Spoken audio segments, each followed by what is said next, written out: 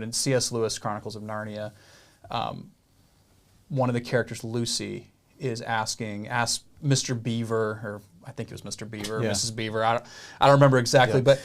but was asking I'm her the one that knows about, all this Thomas stuff. or whatever. yeah, you guys all know, asking her It's been a few about, years. she was asking about Aslan, right, who is the lion, the king, but the picture of Christ, and she said, kind of with fear in her voice, is he safe? And Mr. Beaver responds, like almost in shock, like, no, he's not safe, not at all, but he's good. And that's what we're called to be as men, right? We are called to be a little bit dangerous. We're called to be men who, courageously and unabashedly defend our families, physically, spiritually, emotionally, all of those things. But we got to balance it. So, Dad, I'll start with you because you're a pastor, and you have more experience at all this than us three. But how do you balance that sense of kind of that strong masculinity? And let me tell a story before I ask you. So I remember, Garrett will remember this story probably even better than me. I was in my early 20s. I don't think I was living at home, but might have been that period where I was in college and like you come home for a while, and I got stopped for speeding in New Hampshire. It wasn't the only time I got stopped for speeding, but I do remember this. and I had told Dad that I got stopped, but I didn't tell him how fast I was going.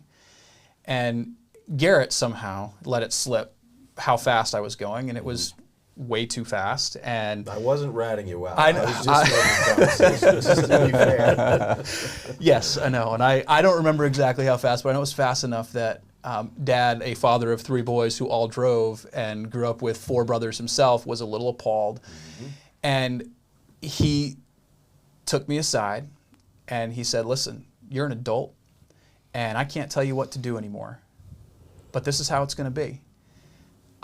For the next month, my boys that are not adults yet will not be getting in a car that you're driving unless you will look at me and commit that you will not drive 1 mile per hour over the speed limit for the next month.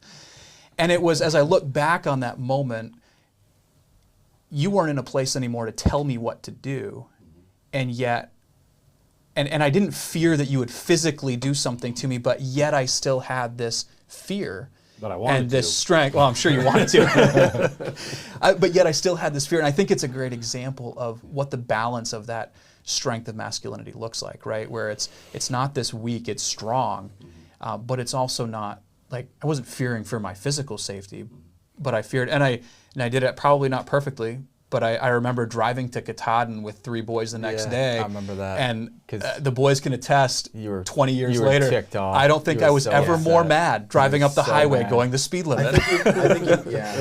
If it was me, I would have been delighted just driving along at the speed limit. Yeah. Well, you're the one that used to tell me that Slow down. you maybe were my guardian angel because you were telling me to slow down. So